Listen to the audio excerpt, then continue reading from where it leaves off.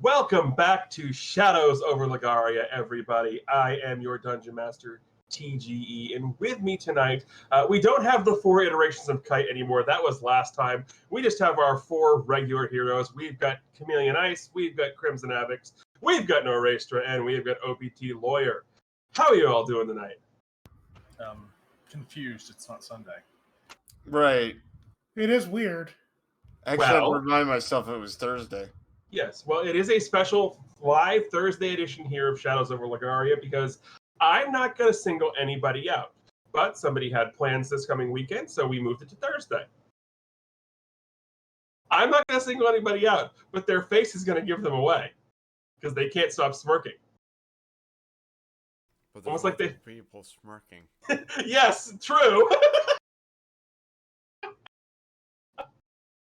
Oh. But if you go back and watch very closely, you'll see who smirked first. Anyway, welcome back. This is going to be episode 11, the Argent Glade. Yes, we got the number right this time. It's only been 4 days, so if I mess that number up, something's the matter. No one would be surprised. More shocked. Yeah, I'm more shocked. Yeah, right. True. So before we get in, how about a recap? So last time, as you guys left the Cinderbrook Keep, you were making your way towards the business district to provide security for Caspian Duras and his shop, the Shiny Flask. On your way there, you got accosted by a weird old crone who insisted on giving a tarot reading to Chloe. Talking about Chloe needing to accept help and accept friendships and all that. The reading happened after, she was threatened within an inch of her life by Kite because, protective dad Kite 101. After this happened, you made your way to the Shiny Flask where you did meet Caspian Duras, and him and Kite had a tense confrontation where Kite made a promise to Caspian that if he screwed them, Kite would kill him. While in the shop waiting for the thieves to show up, you guys took a look around and did find a couple of things. You found 3 very rare potions hidden in the back, as well as Ponzi found Caspian's pistol, or his flintlock pistol, mounted on the wall, as well as a set of goggles in his laboratory. The goggles turn out to be the goggles of night, which can either give you dark vision if you don't have it, or increase your dark vision by 60 if you do.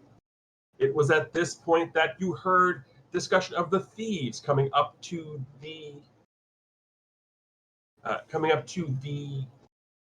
Shiny Flask, and it turns out they were a bunch of local orphans.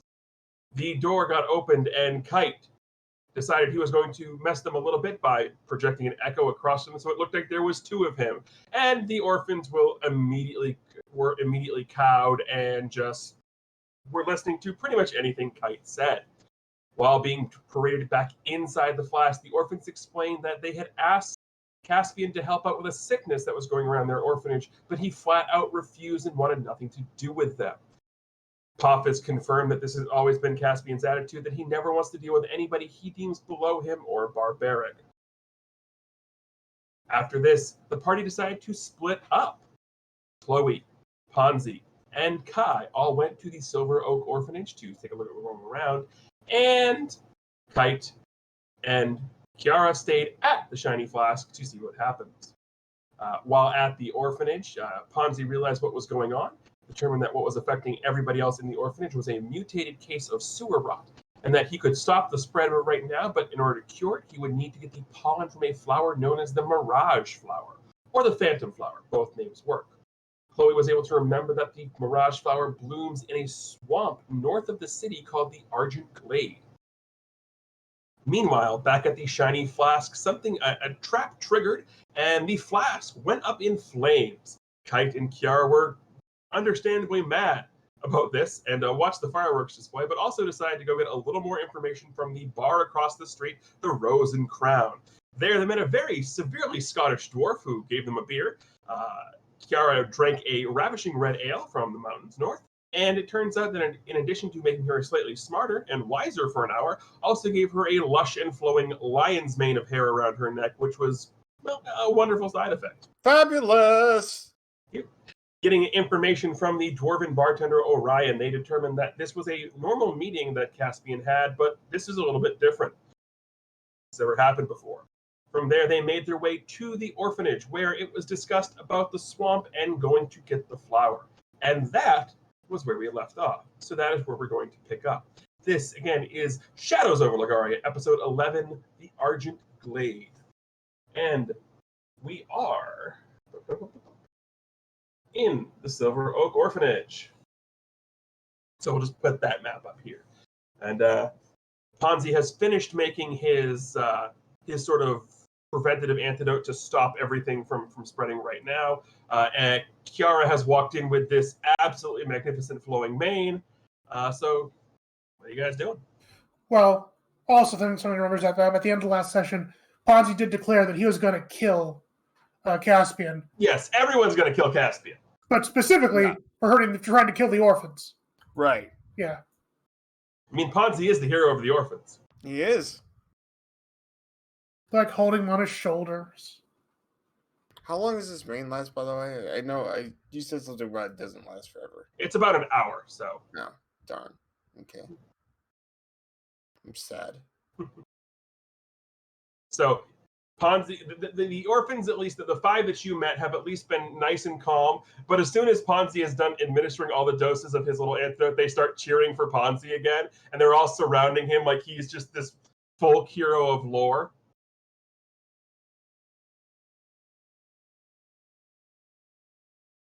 Ponzi, you're surrounded by 5 excited orphans. What do you do? I would assume it'd be more than 5 at this point. Well, all the rest of them are bedridden with the sewer rot, so it's just the 5 that you met. That's right. Yeah. Jaden, Colby, Blaze, Charlie, and Cal. I forgot. I forgot it was all of them. Yeah. Get away from me! Yay, Mr. Ponzi! Yay! I didn't know you had such a way with children, Ponzi. Yeah. You're literally working well with children. Can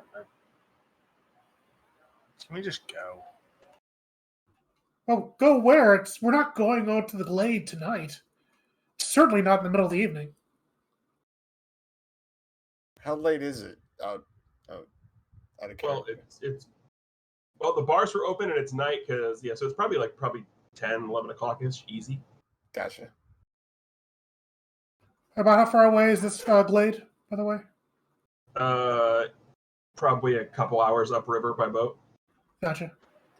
The bar sounds fantastic, actually.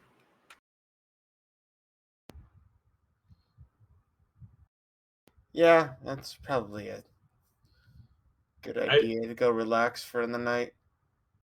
As you say this, the magnificent mane surrounding Kiara starts to slowly shrink until there's nothing left, and it's just back to regular Kiara again. Kiara, you're losing your... Oh. I guess it wasn't permanent. She looks sad. But I like you this way anyway. Oh, thank you.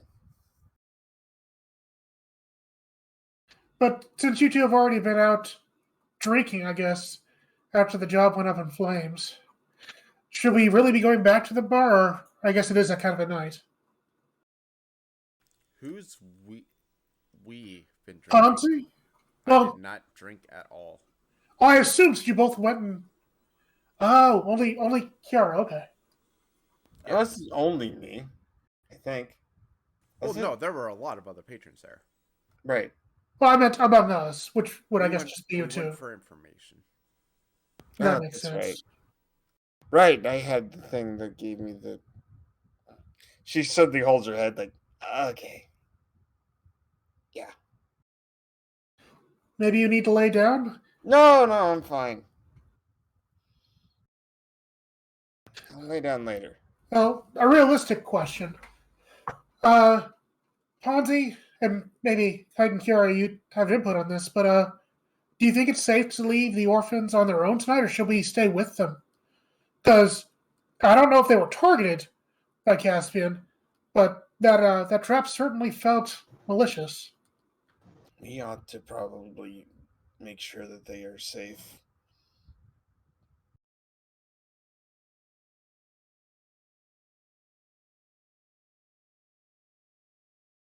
So wherever we go, we will want to return here for the evening. That would make sense. If anything, maybe we should stay here. Period. That might be a wise idea. As Kiara says that, the 5 orphans who have been around Ponzi, wait, Mr. Ponzi's sleeping over? Yay! And they all just tackle hug you.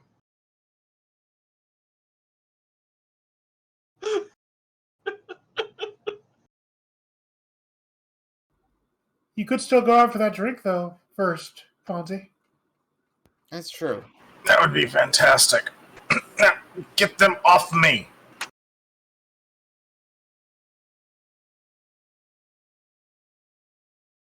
At this point, Llewellyn speaks up. You know, Puffus, I believe this is the first time I've ever seen you actually helping somebody. How does it feel? Disgusting.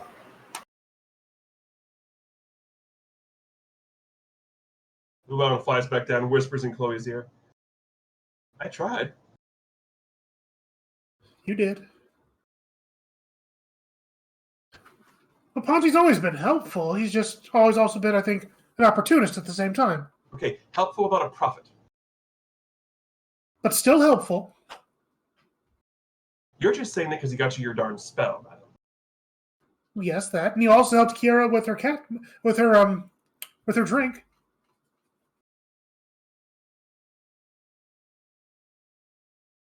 Llewellyn face palms with his bookmark. Just Regardless, we probably do want to set out early-ish for the Glade tomorrow, because if there's anything I know about dangerous areas like swamps, which is only a little, they probably get worse as the day goes on. It gets darker. And so going early morning, or at least before afternoon, means most of the terrifying things may not be awake yet. Early morning's good for me. It's when I have some of the most energy.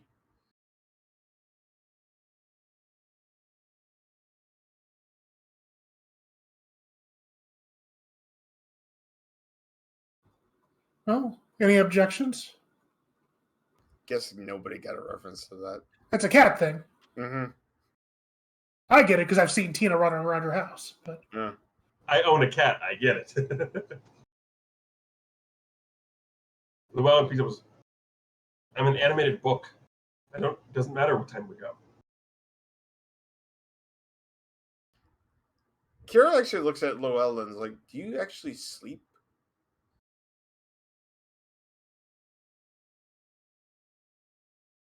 How would a book sleep? I was just curious. Because you're more than just a book. Yes, I am more than just a book. And your point? I was just curious, that's all. He looks around. Ooh, coffee table. And then floats over and slams down on the coffee table. that's how he sleeps. Gotcha. And you look, and the book has fanned open to a picture of a prince sleeping in like a tall towered castle bedroom. And it's a pop-up book, so of course. Of course it is, yeah. And none of the orphans notice it because they're too busy still dancing around Ponzi.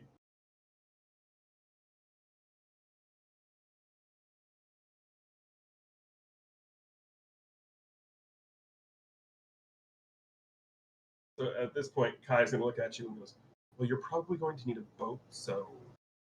Oh, right. Can we use the boat from the royal family that we used to get here, or is that too big? How about I just go back and ask them and we'll get it all set up for you guys?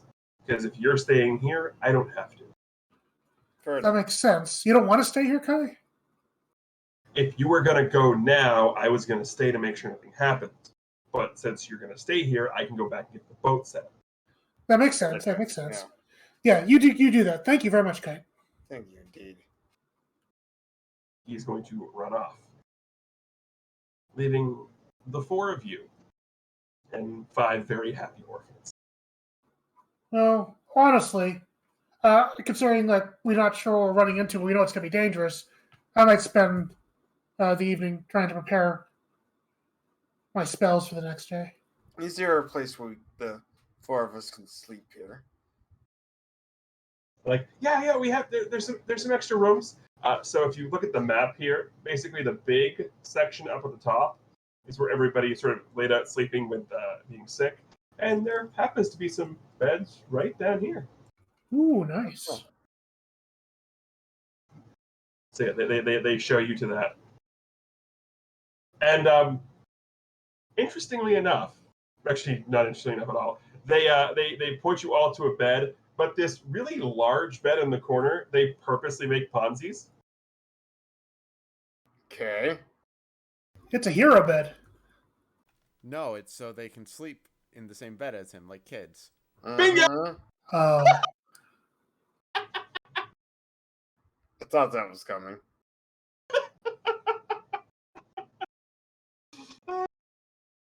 Well, have a good night, Ponzi. Yeah.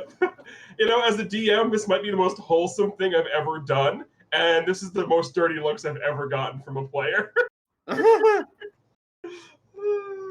just picturing the kids like in Grinch Stole Christmas, where they're all sleeping in the same bed with like candy canes. And...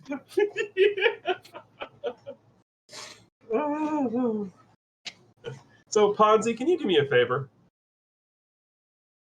No. Can you roll me just a flat D20 luck check? Oh God. I thought he was gonna have you roll will save. Yeah. Hey, what's up? You bud? actually get a pretty good night's sleep. And that, like, the lower on the scale, the longer they would have kept you up being just excited that you're saving their friends.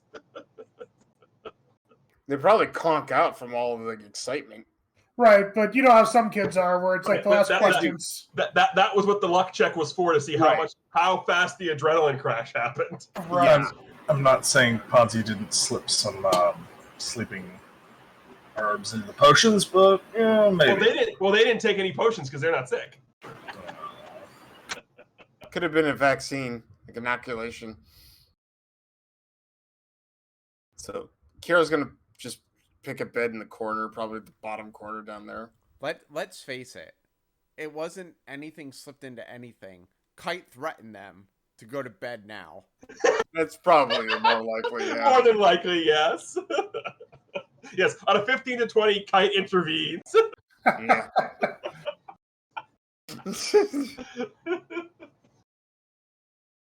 So as Kara's getting into bed, first thing is she kind of paces around the bed for a little bit, and then gets in, licks the back of her hand, and starts grooming her hair a bit before she goes to bed. Chloe's like taking notes.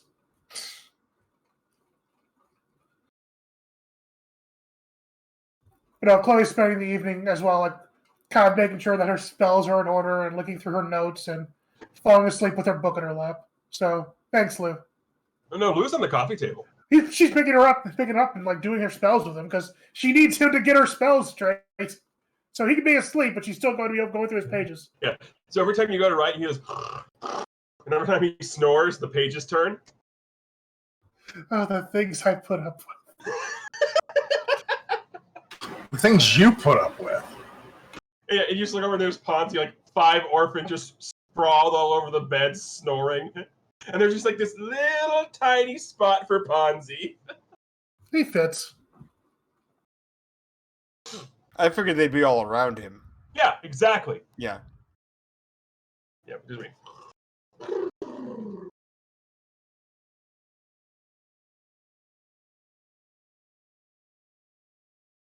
So go ahead and take the benefits of a long rest. Whee! What are those actually? Effectively, for like there's the whole you could do the half hit and just full heal. Right, yeah. Just full heal. It's easier that way. I'm already at full heal. Yay. Well, there we go. Well, you Full get your heal, abilities back and stuff. Gain back all of your abilities that recharge on rests. I don't think we've actually battled since our last long rest. That's what I was gonna say. I don't think we've done anything since the last time we had a long rest. I've been spending spells. Yes. So I've done plenty. It's mostly for Chloe. Fair enough. I demand a rest. Fair enough. All right. So you hear you suddenly all feel refreshed if you hear a dun.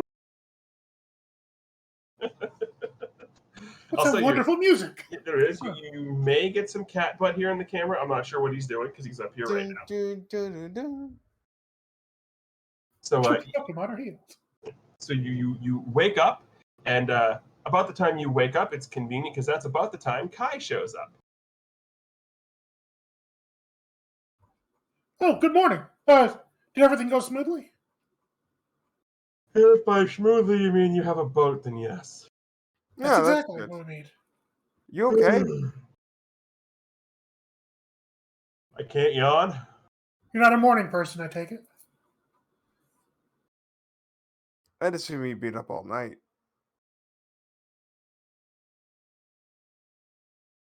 I did help with the boat, so yes, I've been up a bit. Well, thank you for that. Well, you guys have the hard job. I'm staying here. I was gonna Here, say these beds here are reasonably comfortable enough, and there's plenty of beds that we didn't use. So Yeah, well, because apparently there's 6 people in that one. What's going on over there? don't ask. I think it's a slumber party. Okay. Yeah, Save me. Make perception checks, everybody.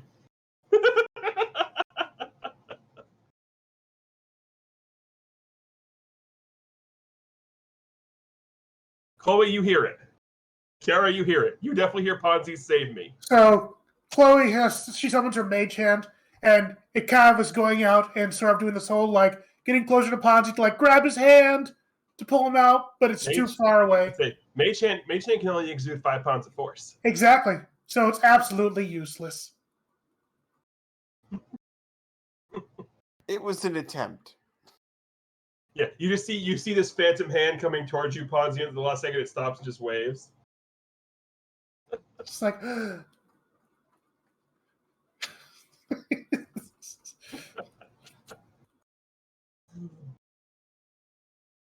Ponzi, stop playing around. We need to get going.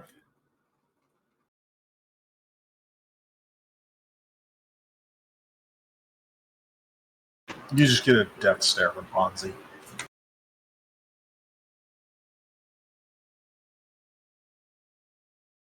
Oh, we just lost somebody. We lost our DM Oh, nice. I'm here. Not in the From- roll 20. on roll 20.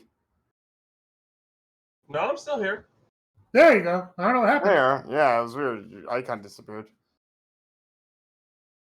I'd say, yeah, no, I never left. So Chloe just gonna give an exasperated sigh. Just gonna walk over to Ponzi and just like and like yank him out of the bed. Make an opposed strength check. Oh no.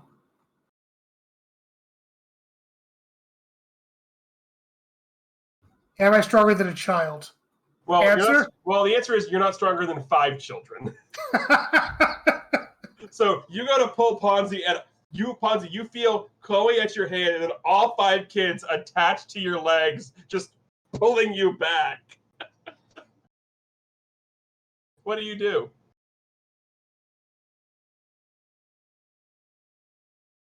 Sob. Crying is a free action.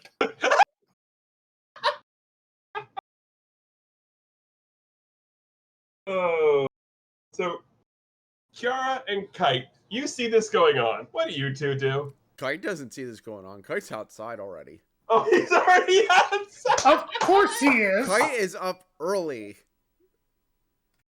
Kara stands up, looks at this, and then goes join Kite.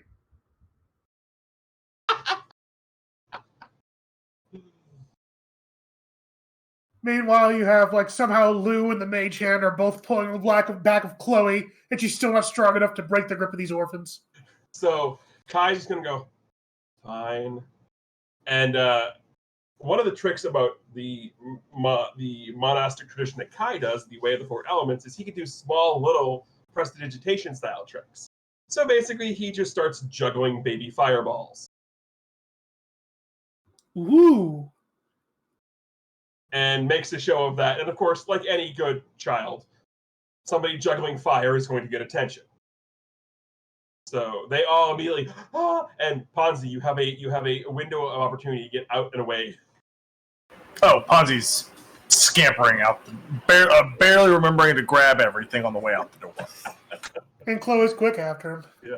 And you just look, and Kai goes, "You owe me one." Good luck, Kai. You're the most important job of all. You say that, and one of these, like, it's a completely harmless fire effect. Just one goes whizzing by your head. What you do? So it is the four of you. And at this point, Kai goes, "Yeah, you'll just have to go back to the keep to take the boat." Well, let's make the trip back then. There are no. Go ahead. This is speaking of kids. That I still know his camera. Don't worry. You know, I'm disappointed because I know they're watching. I'm very disappointed that they didn't come over and try like cheering around him when I was describing that. I kind of wished it would happen. No, I don't want it to happen now. I just wish it had happened earlier. Yeah.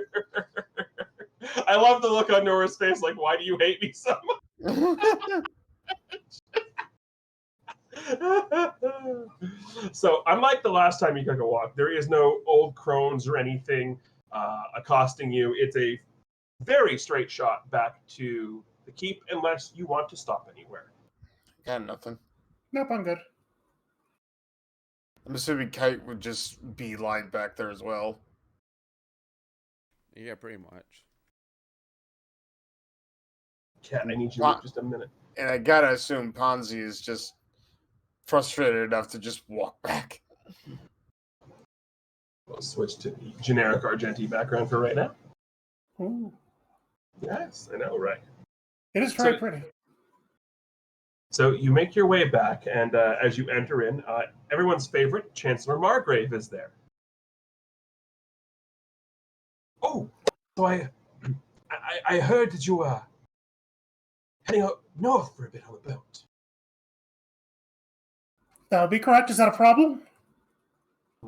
Not at all. I'm just making sure I know where our guests are going to be in case something happens and you don't return. I know where to send the search party.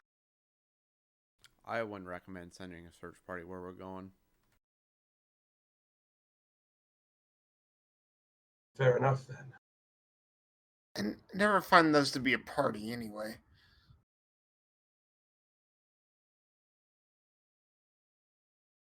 At least so I know where you went if something happened.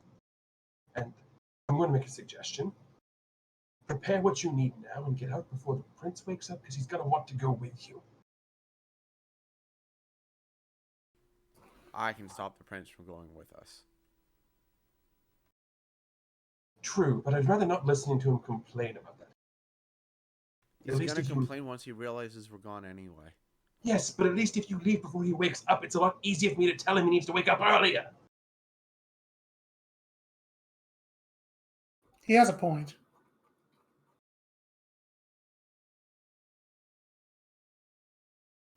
It does appear to be a good teaching moment for him. Either way, if we're leaving the prince behind, we really should just get our things and prepare to leave. I'm not sure how dangerous it's going to be, but we probably want some supplies just in case we have to stay the night over there in the swamp. Chancellor Margaret goes, "Do not do that. If you're staying out, just go back and stay on the boat."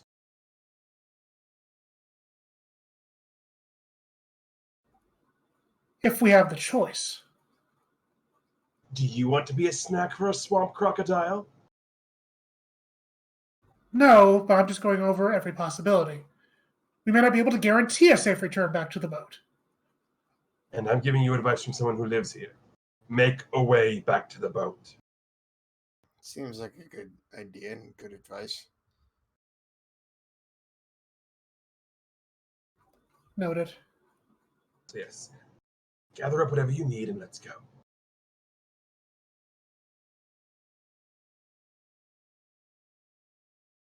So does anybody gather up anything before they head to the boat? I don't know what we would need. Well, I don't know. Did Chloe even get it? Does anyone gather anything? I just told you not to, but does anyone gather anything?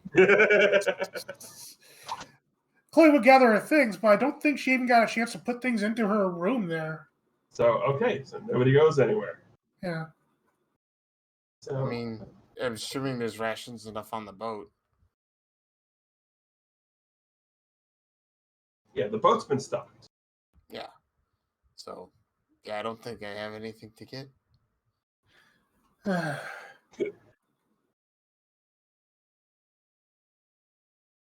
mean, Chloe would probably go to her room to just check to make sure she left nothing in there.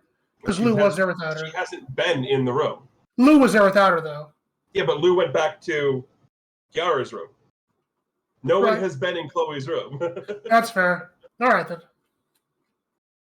So we will shift to the boat map.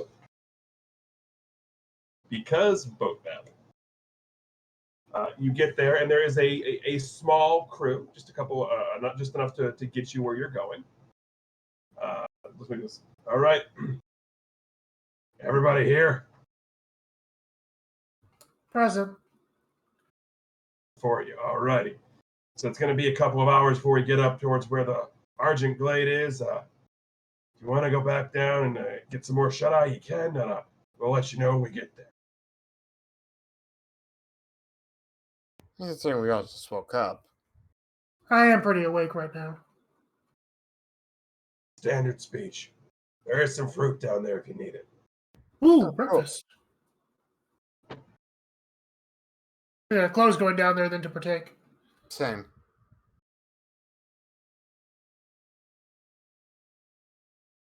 Chloe, can you do me a favor real quick? Yeah. Can you roll me a d20 luck check? And before you do, tell me high or low. I'm going to say low. Okay.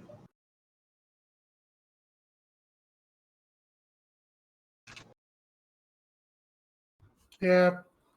Okay. Duly noted. Why do you sound so upset?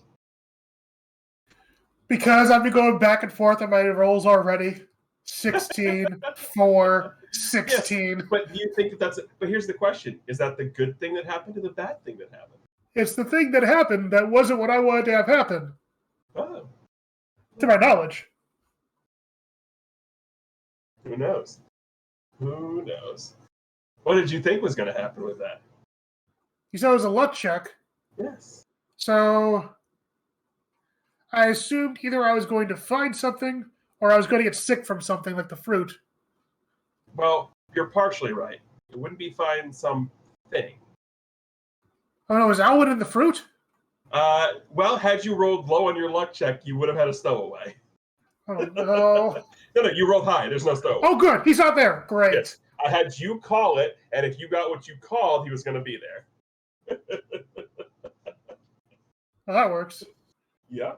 See, it's more fun if I have if I do that.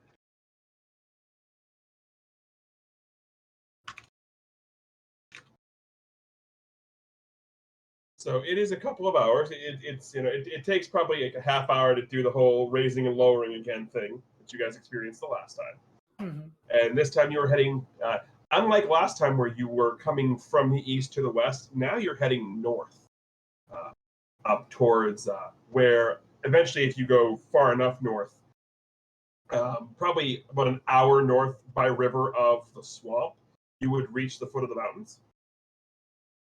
So that's the direction you're heading, up toward where it's getting much colder than normal. Ooh, a cold swamp. Yes, which is actually, go ahead and, Chloe, roll me an insight, nature, or survival check, any that you would like, because you do know the area. Probably insight. Did you say something about mountains? I'm sorry. If you go far enough north, you'll hit the mountain. Okay, well, I'm not a bear, so I don't want to go over the mountain. See what I could see. Hey! 22. As you start making your way up towards the swamp, the Argent Glade, it starts getting a lot colder than it should be. Like the farther away you get from Argent, you can see like a thin layer of like this icy fog sort of appearing at ground level. And the closer and closer you get to the Argent Glade, the fog is getting thicker, the grass is getting frosted, and it's getting a lot colder than it should be. It's rather unseasonable. This could be an issue. Oh, why didn't I take burning hands? He's back. Speaking of that, he's back. He's back still juggling. Of course he is. Well, maybe cold is good because it means that alligators and such will be asleep. Doesn't mean everything will. No, it doesn't. Like even the captain, if you were up top, notice like it seems a little bit leery of this sort of this fog. Like he's able to navigate through it because it's not it's not obscuring the river. It's almost like it stops at the shoreline. Can I tell this is like magically induced fog? There are ways you could do that. Yes. How do you want to try? I'm trying to look at my options.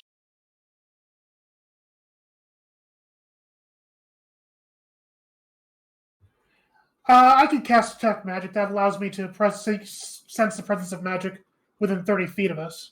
You could. So, yeah, I'm going to cast Detect Magic. I do have that as a ritual. Alrighty. So you take your 10 minutes to cast Detect Magic as a ritual, so it doesn't use up a spell slot. And, Ponzi glows. Kite's Glade glows. Obviously. Kiara's bells glow. And the entire horizon of all this mist glows. So, I'm going to say there's magic around here. that means this fog was created by magic. Yes. If you would like to roll an Arcana check, you can even determine the school of magic. Absolutely, I will. I can assume what kind of school it is. Well, what type are you assuming? I'm assuming it's illusion-based.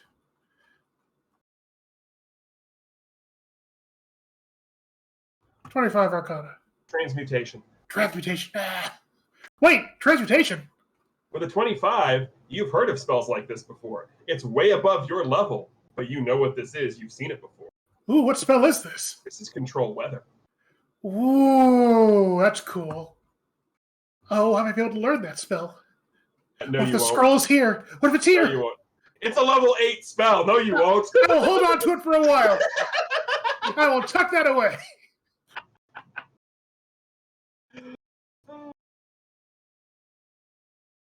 See Kiara laying on the boat deck, kind of curled up.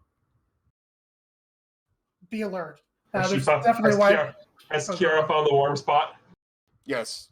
one warm spot. There's definitely a powerful white mage around here, so I'd be extra careful. Did you say white mage? A powerful mage. I heard white. I heard powerful white mage. I could assume what they are.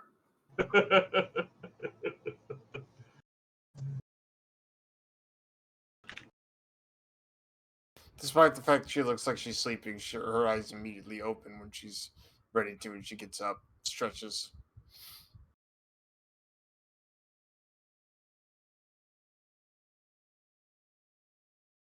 Okay. So, at this point, you cast that. You figured out what's going on. At this point, you feel the boat starting to slow down, and finally come to a stop. And the captain goes, "All right, just up ahead off port side. It's gonna be a Glade. Looks a little weird though. Be careful. I've never seen it this foggy or this cold." Thank you, Captain. Do you have any torches with you, by the chance we could borrow?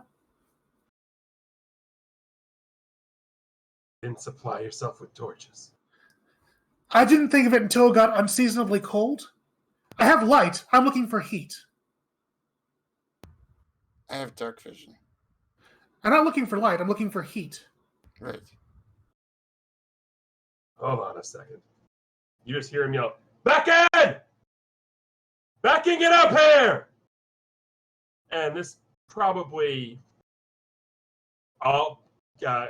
kid by the name of Prince Alwyn's age comes up. What? He goes, "You're gonna need some torches. Go grab some." He runs off. Captain looks, goes,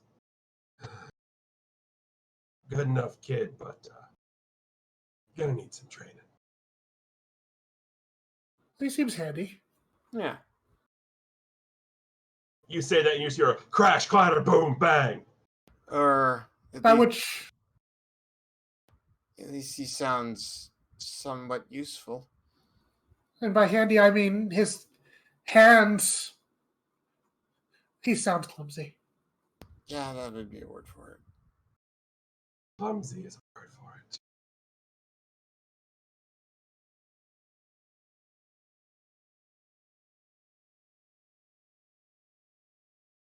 Clumsy is very much a word. He comes back up, like definitely looks like a bunch of things have fallen on top of him, and he holds you at a couple of torches. Sorry about that. Sorry it took me so long. You're fine. Thank you much. Thank you very much indeed. And the captain just looks and just shakes his head. He goes, "You rush too much, Jagger." Wait, what was his name? Jagger?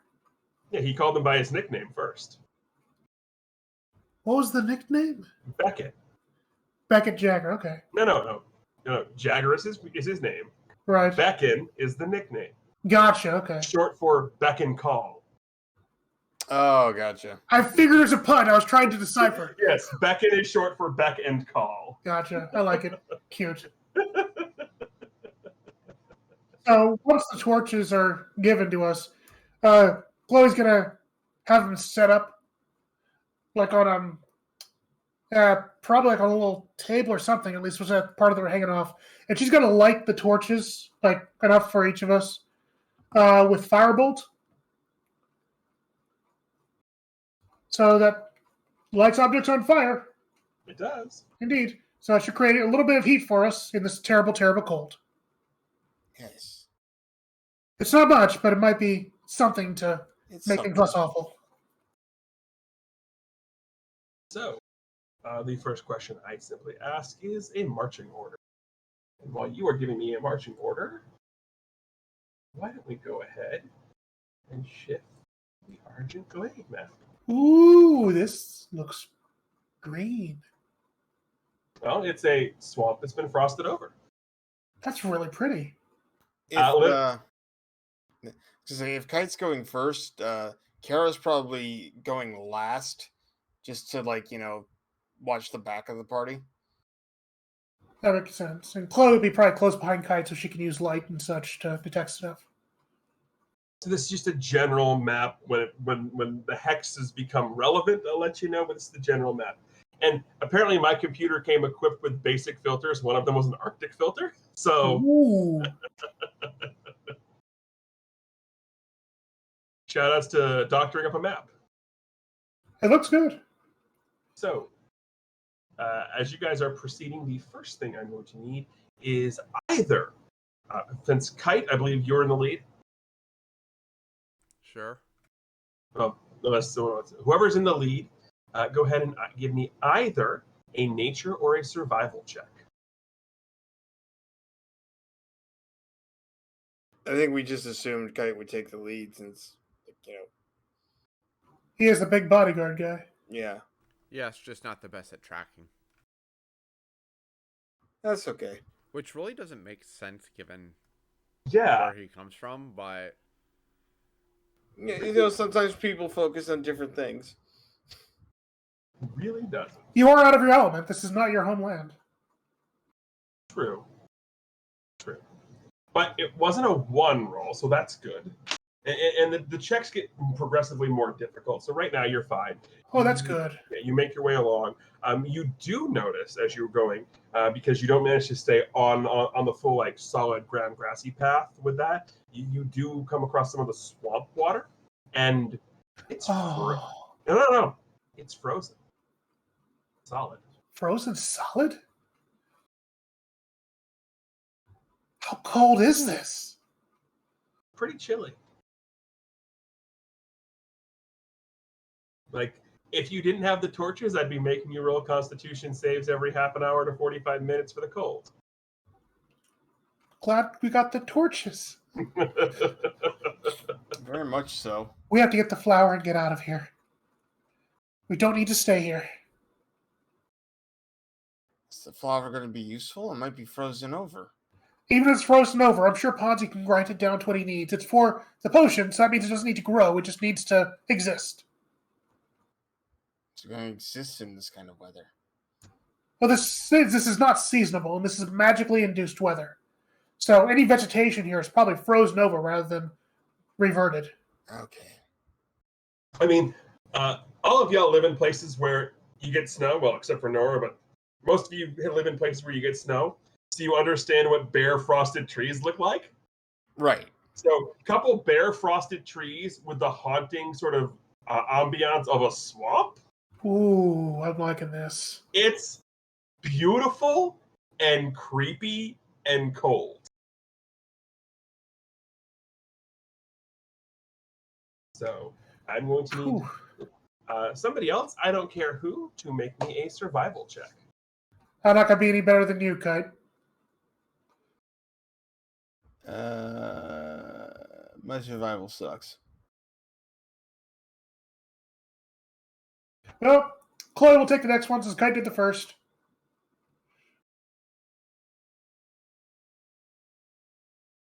Whee! That's not bad at all.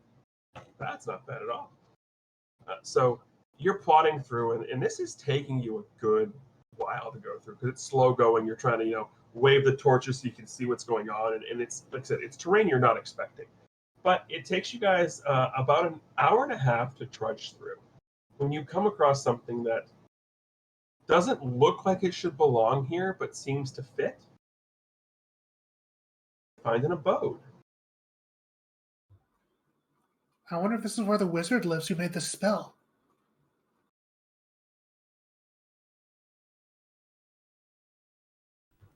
Kite sort of mutters to Kiara, "Oh boy, this looks flammable too."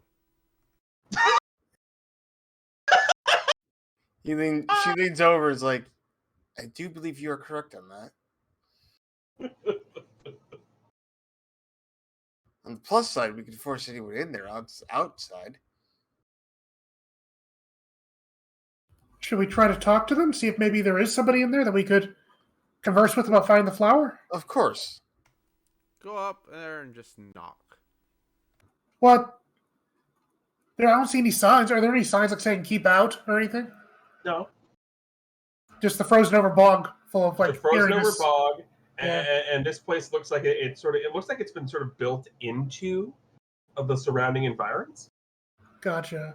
So it looks almost like it's naturally here. The best way I can describe this is: have you ever played Majora's Mask?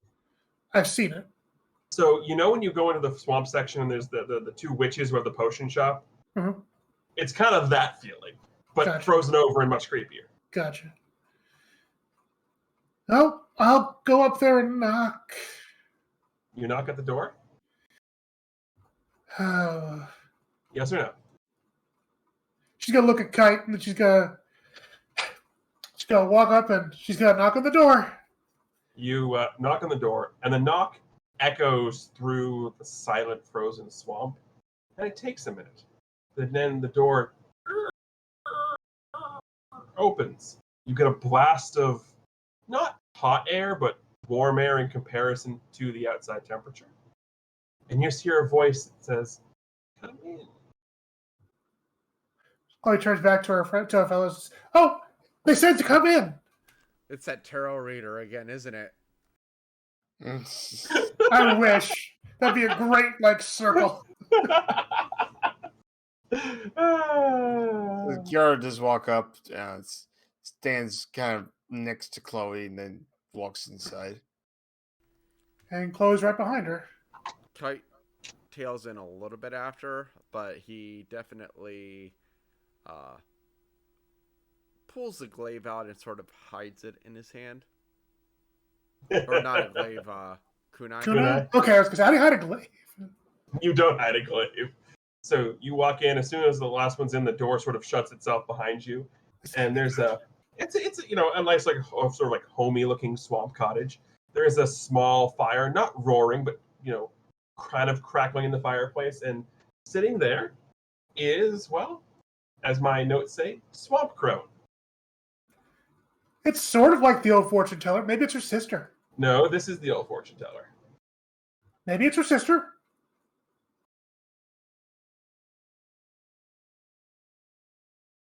I see a resemblance. Kiara's gonna immediately speak up. It's like, thank you, madam, for letting us in. Well, it's cold out there. Do you live here? Is that so hard to believe? Not really. Well, it's just, as you said, it is extremely cold. And to my recollection, it's not normally this cold up here, is it? Have you ever been into the Glade before? I've read books. But you haven't been in the Glade, have you? I have not. Then how can you tell what it's supposed to be? Well, usually in books like this, there are catalogs telling you what to expect, habitats of animals that are living in here, and... What's the book? Sorry? How old was the book? Llewellyn, how old are you? Llewellyn says nothing.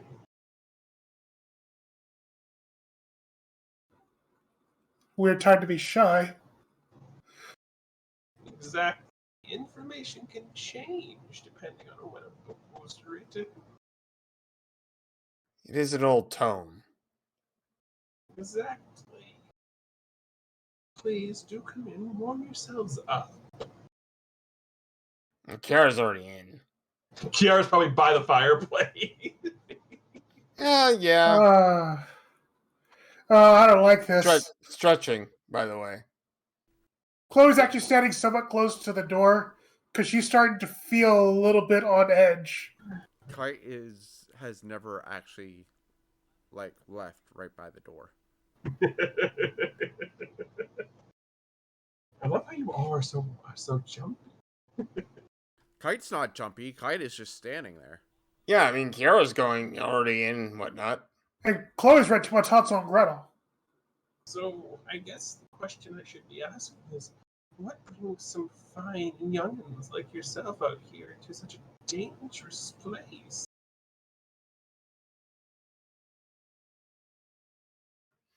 We are in search of a flower. You come all this way for a flower. It is important. Well, I would suggest you turn around. You're probably not going to find any flower out there. No flower could survive this. How long has it been like this? Long enough to make everything frost over and freeze. Do you know how long it takes for swamp water to freeze, dearie? Extremely long time. Exactly. But, excuse my presumption, but are you a magic user, ma'am? Do I look like I'm a magic user? I have seen some that do look like you, and we did have experiences with older people. Now you're assuming I'm a magic user because you met someone who looks like me. I'm assuming you're a magic user because you choose to live out here in a frozen bog that's been like this for years and years and years. At least your rationale is fine. She looks over at Chloe. You need to not presume so much, darling. Well, there is also the fact that you did say it was dangerous out here for us, but not for you. Because I live here. Why would I say it's dangerous for me? Which means I assume you have some way of protecting yourself out here. And no offense, but I don't think you look like a hardened warrior, at least when it comes to weaponry.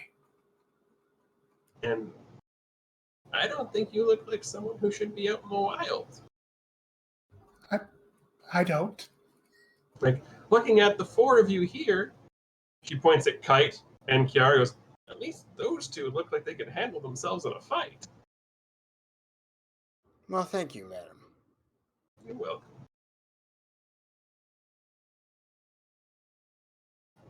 But do you think I'd be living out here if I couldn't take care of myself? No, that's why I presume maybe you had some other means, like magic. Or perhaps Something druidic wise, but I wouldn't know. So now you assume because I live in a tree, I can transform. No, I suppose I should just allow you to explain yourself, if you would feel. Nothing to explain. I live out here. I know what's dangerous and what's not, and I survive. We're wasting our time. What's the name of the flower we're looking for again? Uh, It's The, not mir- a the mirage flower, Yes. or the Mirage. phantom flower. Either name is appropriate. so the mirage flower. Madam, Surface. we seek the mirage flower in order to stop an illness that has unfortunately overtaken an orphanage. She stops for a second. I hate to be the one to inform you, but good news for you, I guess, is that flower could potentially survive this weather, but it is extremely coveted by the beasts of the swamp, and they probably won't let you part with it. It's a death mission to go after it. How much of a death wish would that be? There's levels of death wish. I'm pretty sure a death wish is you go and you die. What I mean is, what kind of beasts are guarding it? Perhaps we could find a way around them. I'm trying to wonder why beasts would even care about a flower like that. I'm kind of wondering why you say a death wish means that we have to die. It just means that Fair we're enough. not afraid of death. There you go. Fair. Either way, the beasts prowl the swamp. Feel a need to protect the flower because the flowers, it's got a magic nature to it. Do you know why it's called the mirage flower? I can't say I do. I assume it had something to do with illusions, but Yes, the flower itself, when it feels like it's being attacked, can create multiple copies of itself to confuse its predators. The flower? the flower defends itself?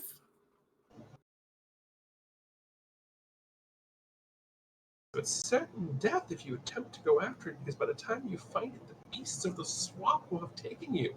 They don't defend the flower because of the flower. They defend the flower because it gives them food. What if we were able to find the correct one? You'd still have to deal with the beasts. There's got to be more than one of these flowers, right? And every flower around will have some sort of beast around there hoping to get a free meal.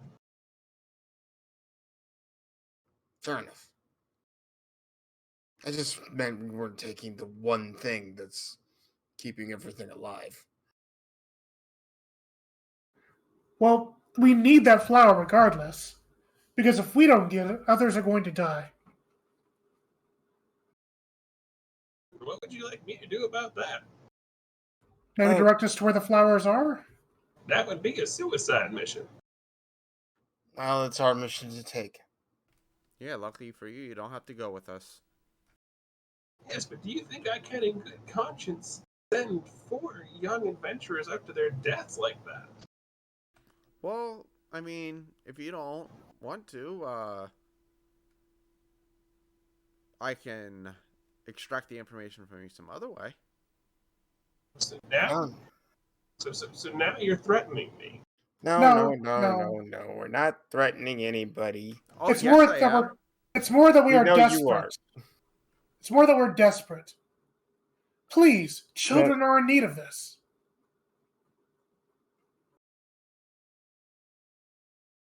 She slowly turns her head. You know something, young lady? You're not very good at pleading your case. I'm desperate. Somebody needs this. Do you know how many times you hear that in a lifetime? At least your friend is much more to the point with things, and I can at least respect the bluntness.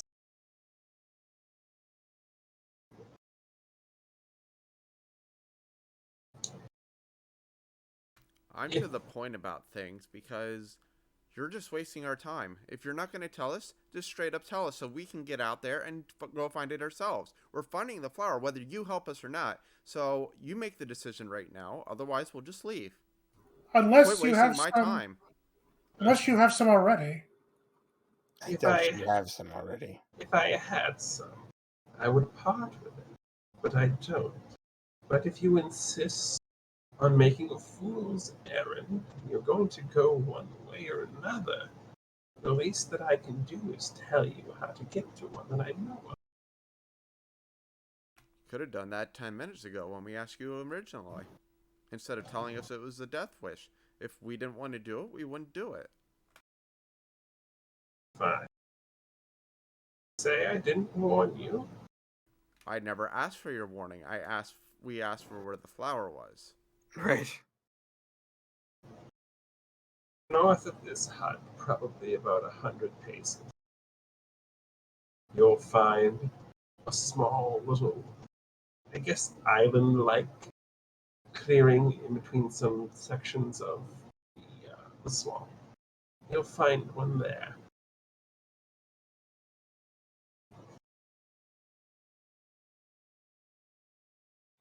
All right, then. Thank you for the Have a nice day. information. Thank you indeed.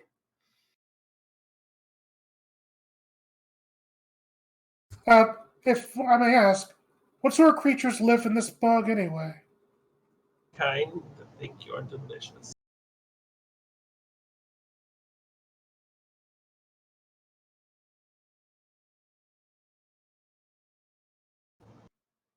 Sounds foreboding. Indeed. And she just sort of walks off into a back room. Thank you again, madam. She says before she gets out of hearing range. Indeed. Kiara then looks at everyone else like, well, we have a destination. We should get going. We should.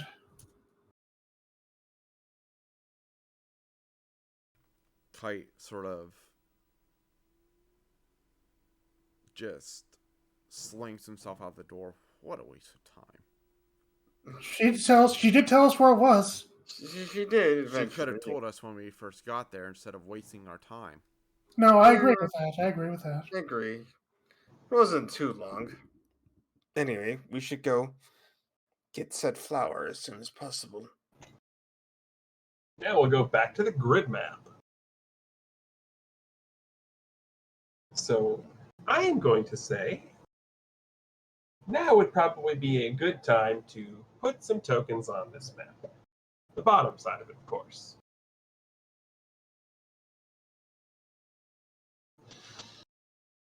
Bottom left or bottom right? I just said bottom. That's why I asked. I'll let you guys figure out where you want to go from there.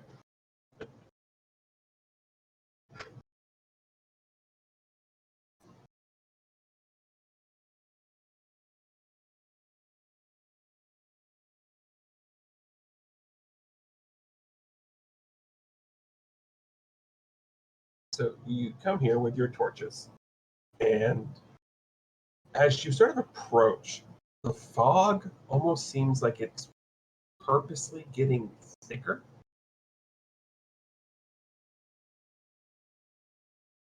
So as you come up here, you sort of approach the general area where she said it was. Go ahead and give me perception checks with disadvantage because of the fog.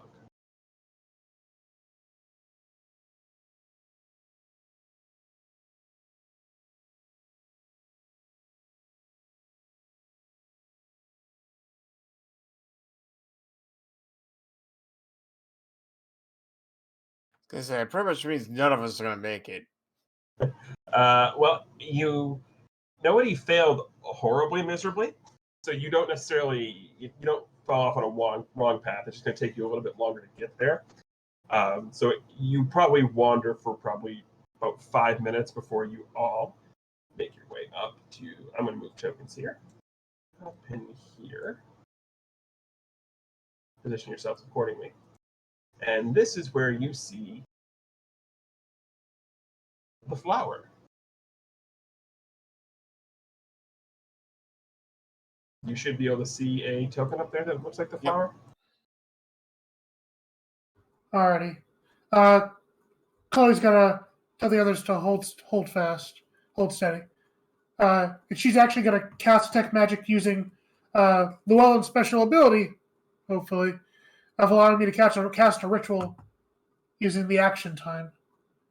So Okay. that's cast and detect magic, which does allow me to see a faint aura around any visible creature or object in the area that bears magic. There Means is a problem with that. okay, go for it. The fog is magical, so there are auras around everything. Right, the fog is magical, but it's not the same magic as the flower, is it? Because I can determine the individual spell school. The flower right now isn't doing anything magical. But the flower itself is magical. Well, regardless, at least it does last for 10 minutes. So at this very moment, the flower has done nothing magical. So gotcha. Okay. So let's try to approach it. If it does anything to project illusions, I should be able to sense the real flower while this is going on. I hope. That's my theory. You make your way over towards the flower. I'm actually asking the others, do you think this is a good idea? I mean, we need a flower, so. All right. So let's go and just be on your guard. Great. You walk over, and as soon as you get yourself close,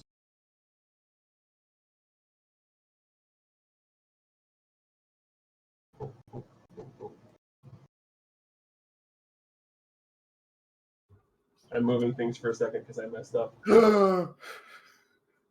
I see them all. There we go. I put them on the wrong layer. Oh dear.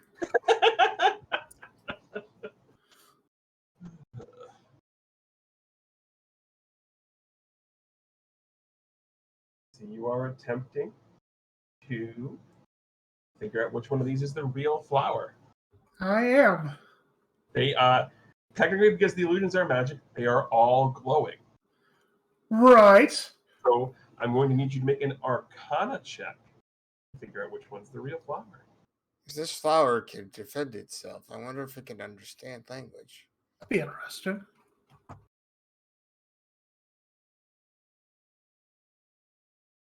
Got 22. All right. For bonus points, do you remember which one of those was the real flower? I looked away. So you don't remember which one was the real flower? I do not. Because there would have been bonus points involved had you. I figured. But I think it's this one here because it's the only one that's actually in the middle of a grid.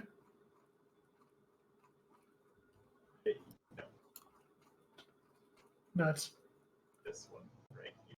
Oh, it's next to it. Yep. Ah, you jerk. Yep. I was close. You were close. We were all in the right area. You were all in the right area. So pay no attention to the initiative bar. Pay no attention to that at all. Just want to have it just in case. So you do go ahead and with the magic, you definitely are able to figure out which flower is the real one. So we will go. All right, so she points it out to her fellows because I'm sure they can't see the auras like she does, but she definitely tries to make it very clear. Kite, Shockingly, no. I don't think we can figure out. Kite really doesn't care because he's just preparing for, beast. Obviously. Right. Yeah. Kite, go ahead and make me a perception check.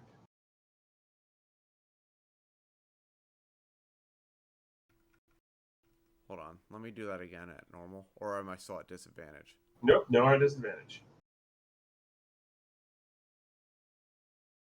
I'd rather the. You'd rather the 10? Either way, the 10 or the 4 doesn't beat the stealth check you were looking for anyway. So,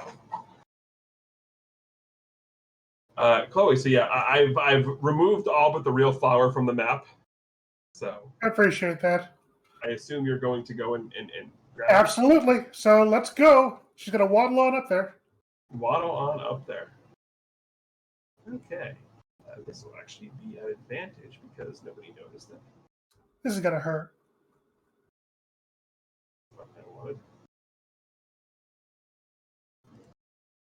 That's the button.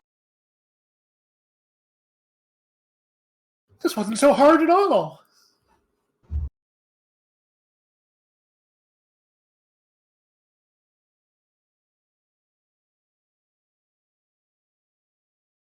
That's going to hit.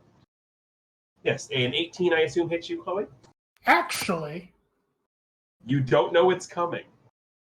but I still have shield. Does shield mean you have to know it's coming? Let me check.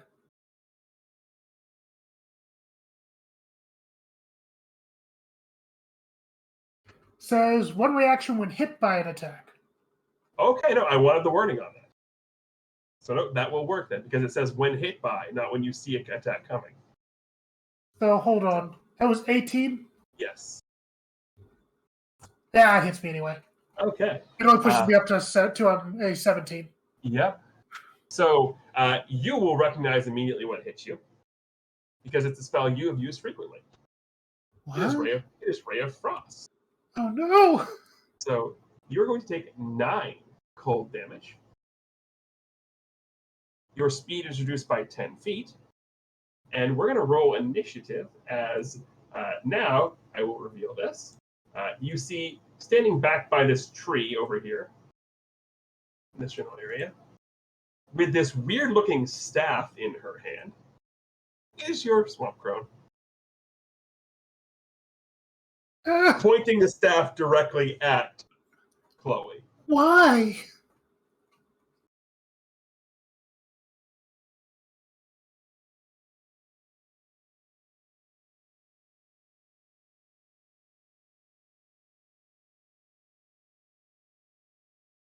Let's go ahead and roll some initiative. Ooh. I also just want to share that before going into the swamp, I equipped her spells to give herself gills and to freeze water. So, And I completely wrecked that. like, you can't, the water's frozen. Whatever. It's already frozen.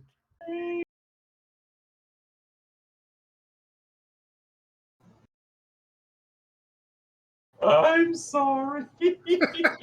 That's what being prepared means. That's actually why I hate being wizards in these kind of things. It's why I kind of like it, though, because it forces me to think a little bit differently with, like, the hand up and dealt. Yeah, that's the reason I prefer sorcerers, because wizards have to be strategic. Sorcerers can be tactical. Yeah. But, yeah, so we'll just skip that first turn of combat. Kite, you are technically first. And as you look over, you hear the, I told you people protected the flowers, and you wouldn't listen. Why would you tell us where it is if you were going to protect it? So I could get the drop on you, of course. Why not just kill us in your house? Do you think I want my house ruined? Yeah, good point. While she is talking, Kite creates an echo right behind her.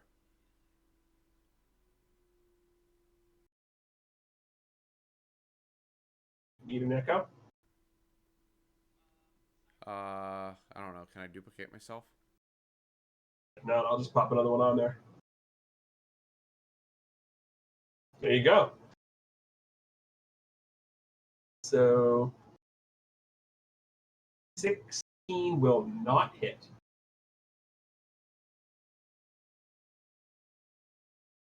As you throw this kunai, it sort of bounces off her frozen leathery skin. Oh, that wasn't supposed to be the kunai. That was supposed to be... Okay. Supposed to be the glade? It's the echo that's attacking her. Okay. Well, because yeah, it says kunai then. That's yes, why. I clicked on the wrong one. Okay, well, click on the right one. 18 will hit. And for what it's worth, this is a stab, not a slash. Okay. No immunities to worry about there. Well, there's one, but go ahead and roll damage. Well, no, but it's pertinent for battle because I always describe how the attacks happen. It is.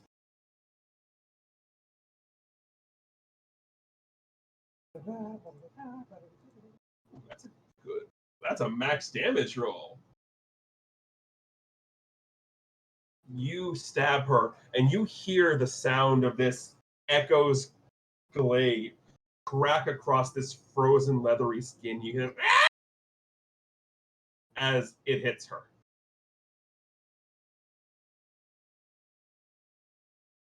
Chloe. Unless there's anything else going on for Kite.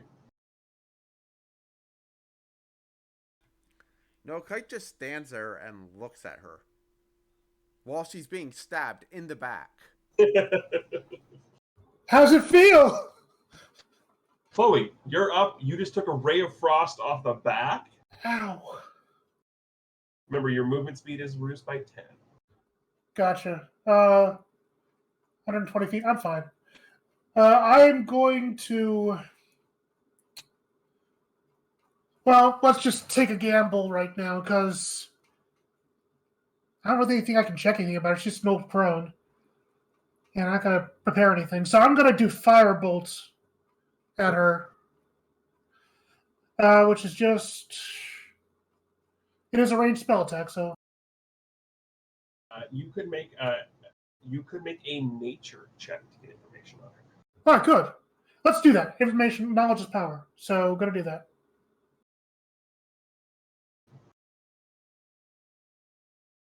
$17.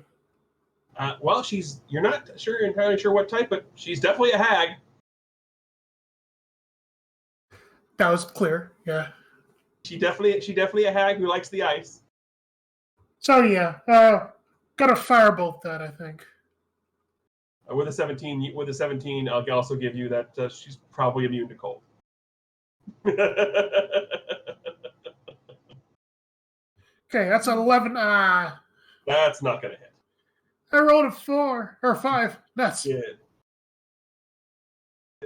all right. That's gonna be. As you just fire it off over her head. It is her turn. And she is going to look and go,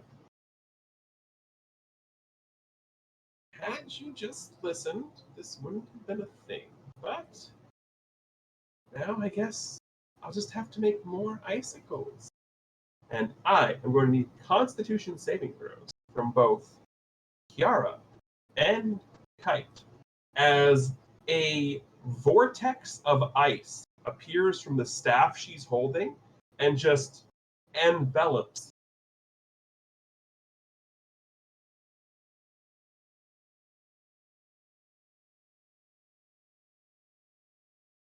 You both will pass. So you will take half of the damage I'm about to roll.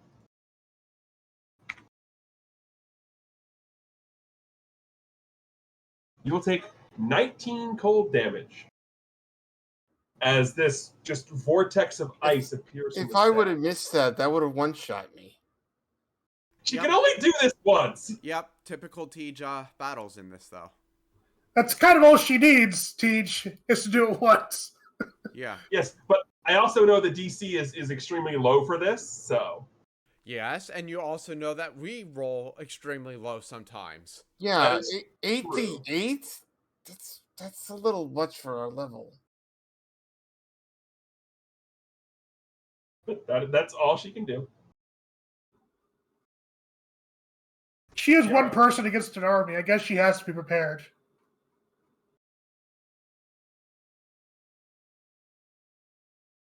So I'm trying to look up rules for stealth checks, and I can't find a damn thing. What are you trying to find? Trying to figure out if hiding is a standard action or move action.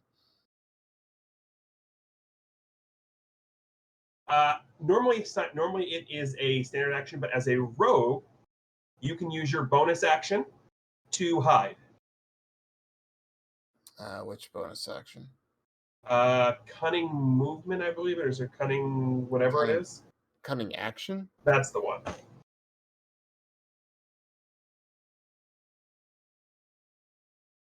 Okay, because I'm thinking this tree over here is enough to provide me some cover.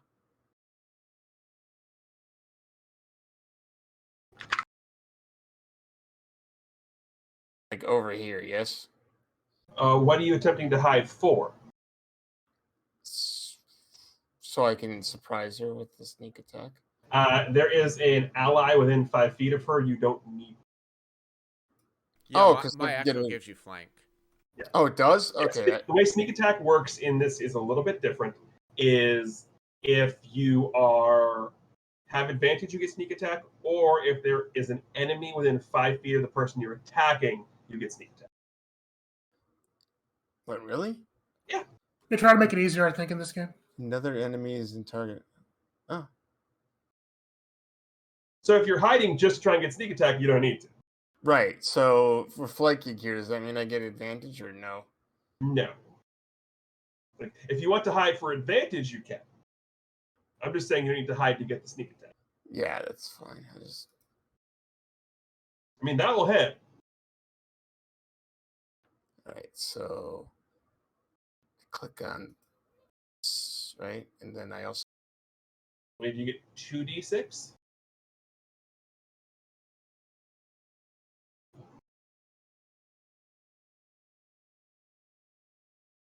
so 17 damage to her. Not bad. Yeah. Not at all. It's one of the first times I've actually played a character that can do like massive damage. Yeah, rogues are very glass cannony, but oh, can they cannon? Oh, can they cannon? Kite, we are back to you. Now Kite goes running towards her. And now it's a slashing attack with the glaive. 14 is not going to hit. Okay, but my echo still attacks too. That will hit.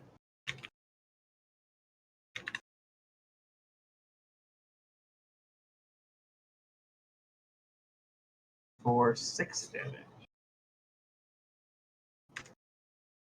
She braces. Actually, I have a great way to describe what she looks like here, now that I'm thinking about it. Uh-huh. Have y'all seen Robin Hood, Prince of Thieves? Yeah, Yes. You know the old witch? that's That's what what I pictured. That's what I'm picturing here. The old Yeah, that's witch. what I pictured, of course. Yep.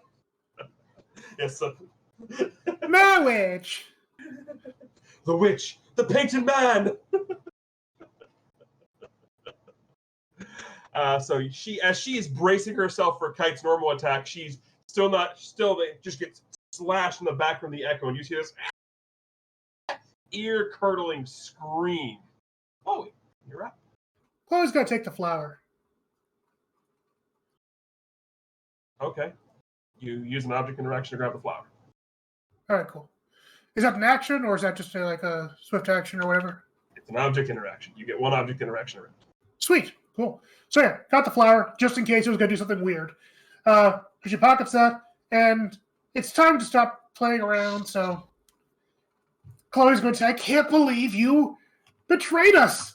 That's so rude." As she says that, she lets loose with a leveled up magic missile in fire style, thanks to Burning Hands. Okay. Oops, sorry. You rolled a 0. OPT. Well, no, it was a 0 out of the thing. I'm trying to figure out if I can make my attack damage on here, but I don't think I can. What, sneak attack? Yeah.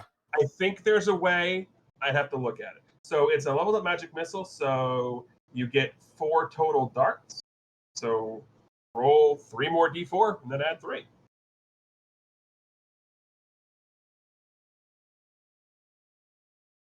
Okay, it's 11, and it is fire damage for what it's worth. So 11 and 5 is 16.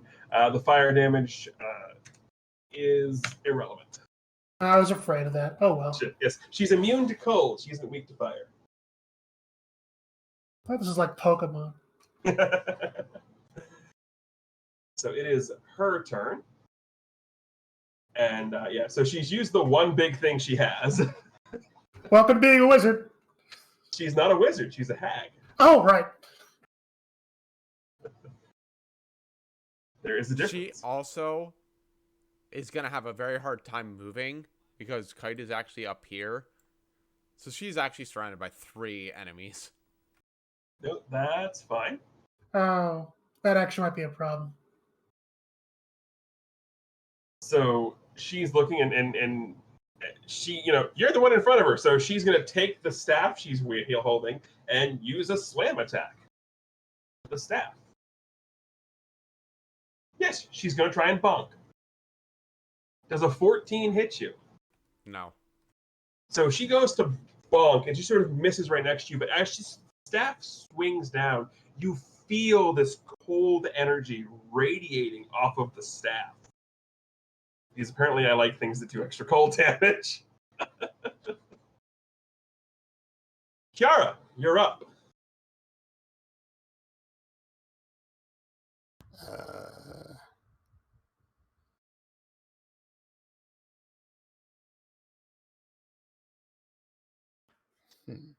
Guess I'm just gonna attack with the rapier again. I was trying to figure out if changing into a panther would make sense, but really it makes sense if I'm charging. That's about it.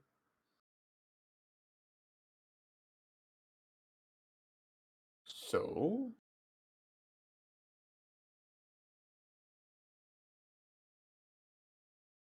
22 will absolutely hit.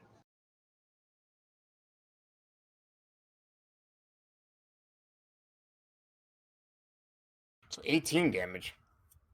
Hi, I am Rogue. Hear me roar. Pretty much. Good golly. Uh, God, how much damage rogues do. well, I mean, you did 19 damage to me, so And that was on a miss. right. It was not a. Well, it's not a save. Trying to figure out if I should move anywhere or not.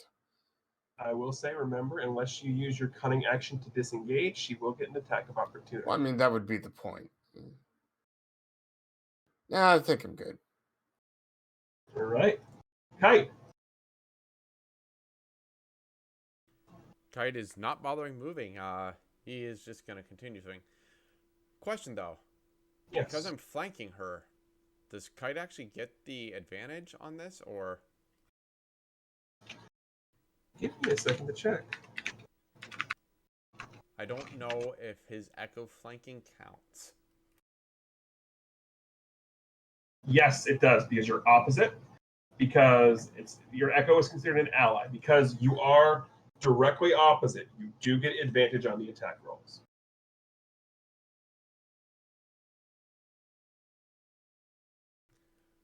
Okay, so basically what you're seeing over these consecutive rounds is Kite and the Echo pretty much swinging the glaive around, but because Kite actually has to transfer to his Echo for the Echo to attack, it basically looks like smoke and mirrors, where Kite keeps on teleporting back and forth, swinging the glaive around.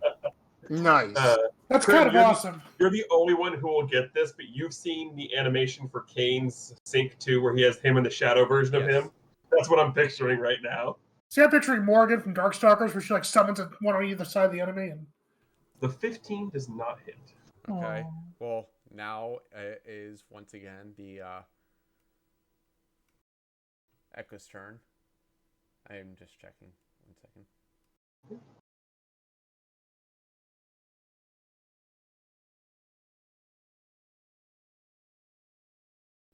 Okay, yeah, I have 2 more left, so. What kind of action does the Echo get, just out of curiosity? It's my ability, Unleash Incantation. I can take 1 additional melee attack from my Echo's position, and I can do so a number of times equal to my Constitution. Gotcha, okay. I was just curious. Which may have been the reason he got the Necklace of Health, because it's just more fun to do more fun things with your toys. So, yeah, that one hits. Yeah, 23 absolutely hits.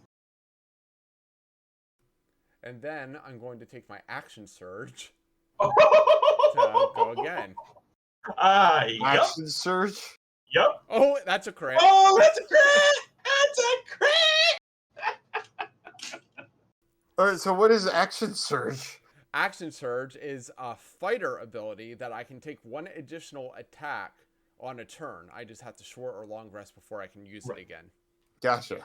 And it's actually specifically additional action, so you could action surge to run farther, or once he gets multiple attacks, like with level 5 when he gets extra attack, he can attack, action surge, attack. Jesus. They made fighters fun in this game. Yeah, They made everything fun in this game. that's 15 more damage. Is 15 more damage. She looks like she is like sitting in the rocking chair on the porch behind Death's house. I mean, between Kiara and Kite, they're basically going full limit break on her. They basically are. Yeah, Chloe, you're just watching Kite, and Kiara just go, full on, like they're like the flash of weaponry is like watching E Honda in Street Fighter. Ooh. Well, in lieu of that, I think No, Lou's not helping. No, why isn't he helping? What's his deal? Chloe's gonna fire a Hadoken. A Hadoken? With magic missile. Okay. I'm not gonna make you roll. She had 2 HP left. I figured.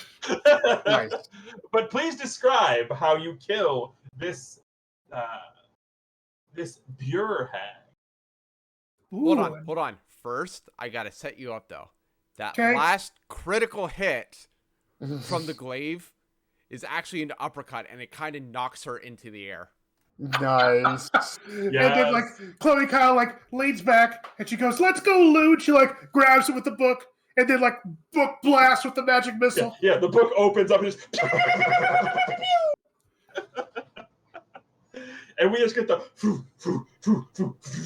So what you're saying is, she ends up back here. Yeah, basically. What I'm saying is, for the description, I know you'll get it, Krim. You know how Kuja's Ultima looks in Final Fantasy IX? Yes. Yeah, basically that's kind of what happens with the magic missile. They're tinier. Just all these streaks of magic just nice. Absolutely peppers her. I usually feel bad about having to kill somebody, but she was awful. Ouch. Oh, Kira. We should probably get out of here so you can get patched up. Wait, is the weather still going on, or is that lightening up since the mage is dead? That is, the fog is starting to dissipate. And things are starting to feel a little warmer. Oh, this can only be a good thing. Clearly, it was her who was controlling the weather. Yeah, I figured. And I will give you that the control weather was the reason she could only do the 1 cone of cold.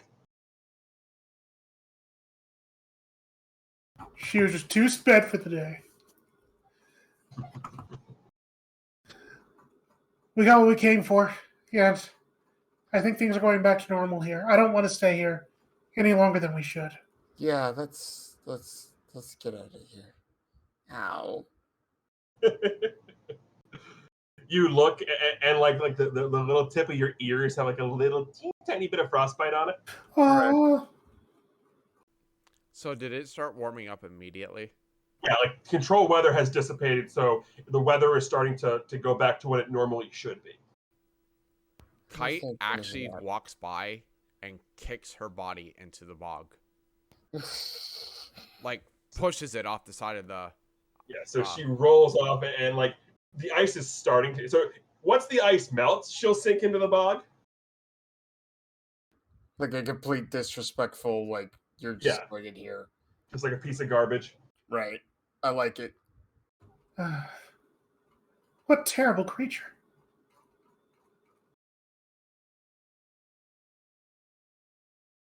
I see Kiara licking some of her wounds. I wish I could help you with that, but I can't. Do we only need one of the flour, or do you think we should get more? I think one is good. Probably very good, madam. Also, now you know why I wasn't speaking in that house. No, I don't, actually. Had I spoken, she would have come immediately after me and would have started attacking you in the house. She said she didn't want to ruin her house. Yes, but a creature like that finds an object like me? I suppose that would make you high value to something like Yeah. the hag. I'm just surprised how trusting you are, Chloe. What? I didn't trust her at all.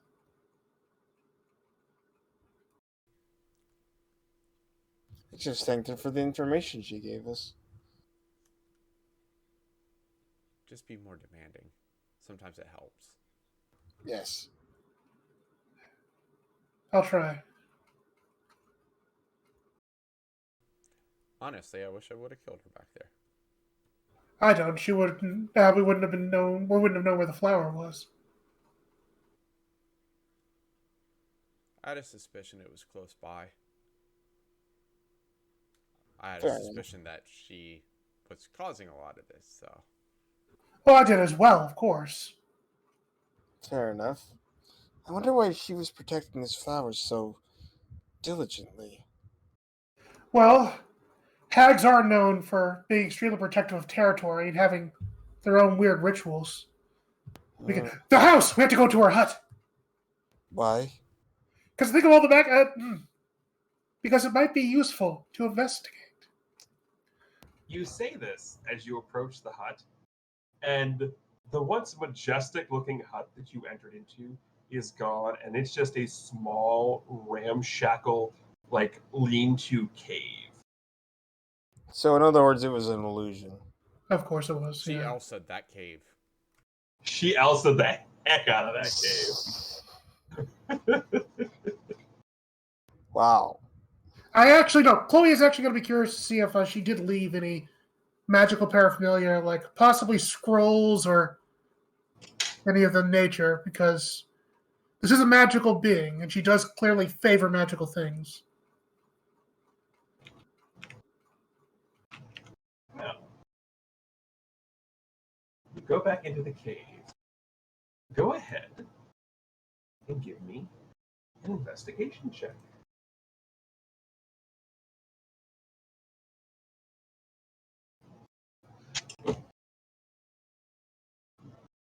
$15. All right, you look around. Do me one more favor, will you? Yes, You roll me a d12. will do. D12. Interesting.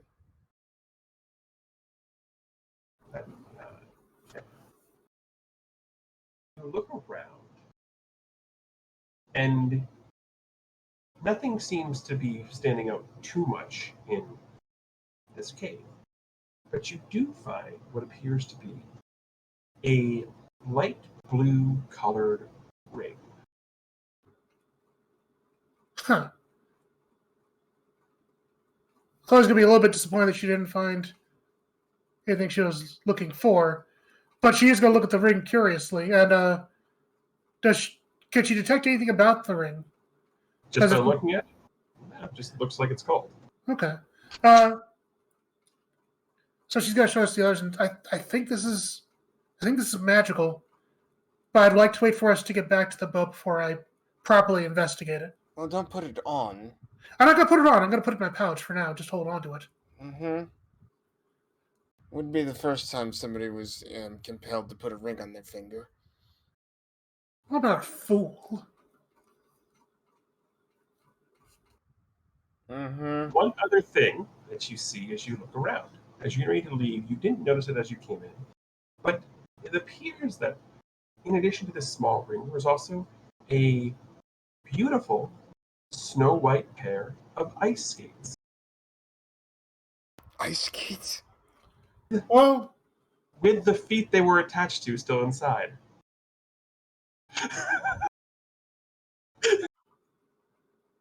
we could probably leave those. Yeah, I think so. Ice skates exist in this? Oh, whatever.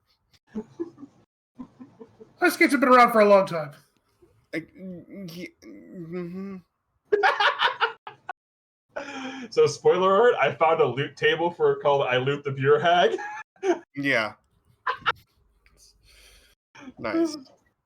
And one of them says, a pair of severed feet are still inside the ice skates.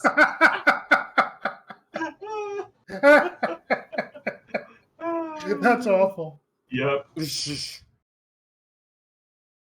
That's my favorite one. I can tell.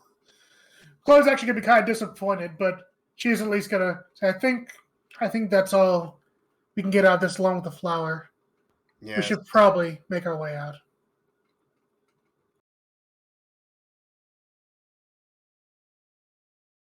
You make your way out. Oh, back to the boat. Yes. Back to the boot.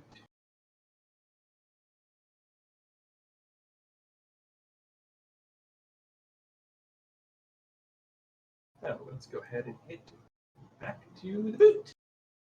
Because we have maps and we're gonna use them. Dang it. What? Yes. If we got maps, we're going to use them. Dang it.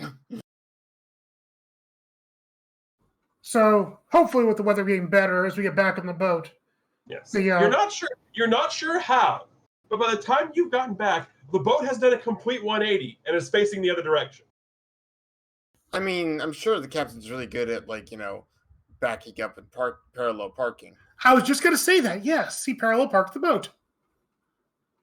He did parallel park the boat. And you get back, and poor Beckon looks like he has been in 3 more crashes since you left. Oh.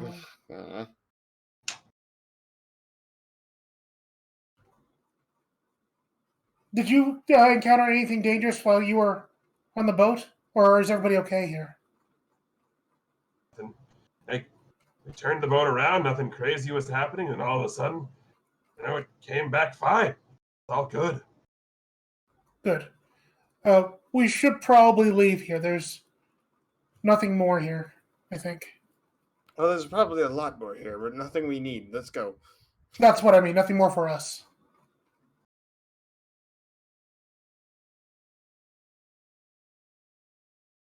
So you turn around, you start heading off, and make your way, start heading back, and the captain goes, all right, I gotta ask. What the heck happened out there?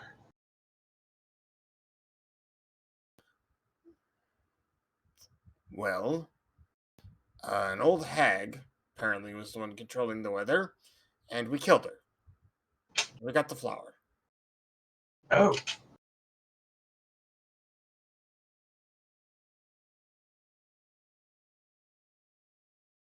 Well, that'll do it, won't it?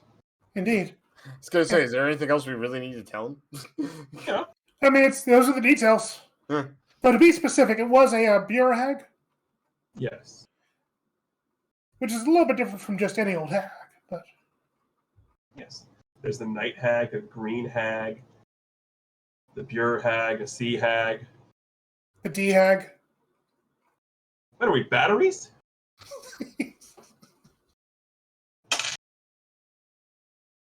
While we're going back, by the way, Chloe is going to use Identify to figure out what she can about this ring.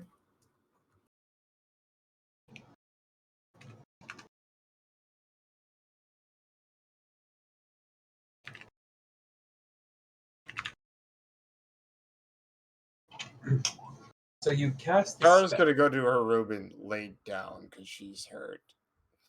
So you cast the spell. Ah, yes. Oh, this is very interesting. Be thankful you did not put this on. This is a chilling ring, and while gorgeous and beautiful, it's also a cursed item that makes the wearer vulnerable to the cold damage.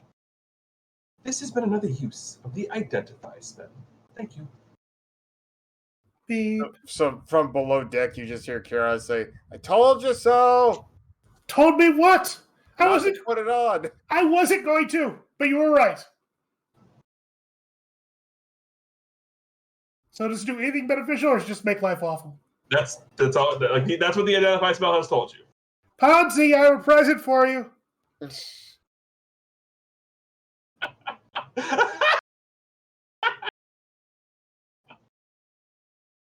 Oh. Chloe's gonna give that as like a high school crush gift to the prince as a joke, isn't she? Actually, God. she's gonna hope Ponzi can pawn it off for something more than it's worth. But No, she's gonna wait until she gets very angsty with the prince, and then it's like, here, take this to match your heart. Oh, Oh, no. Damn. burn. Cold burn. Yes, Frostburn. Which I love that 3-5 book so much. Maybe that's why I have this affinity to do all this cold stuff. But anyway, you guys are sitting there, and the identify spell has just gone off, and you're all sort of sitting around, resting, relaxing, as the boat makes its way back to Argent, where you have the flower to make the cure for the orphan. And that is where we'll end our session. So, Quick question. Is it long enough to be a full rest? no, it's a short rest. Dang it. Hey, I get my bonus action back. Yes. I have like no hit points. So a short rest, you can spend any number of your up to half your hit die to roll and regain that much HP back. I actually don't have any idea what that is. So under where your current hit points are, there's temporary hit points. Then under that, there's hit dice. Hit dice. Okay. Hit dice are basically equal to your level, and the dice type you roll is the same that you roll when you level up.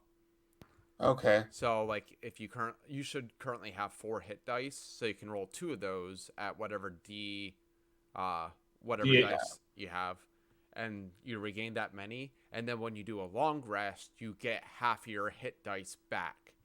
Oh, not all hit half. Right. Okay. Yes, Yeah, it's only half. you regain your HP fully, but you only get half your hit die back. Gotcha. Might as well. Hey, high constitution. So I could use 2 of these. Correct. and then- Okay. Hey, there we go. So, as I was saying, thank you all very much for watching. On behalf of the full crew here at Bay City Chronicles, I am your DM, TGE, reminding you, of course, as always, to keep hailing. Hi, all.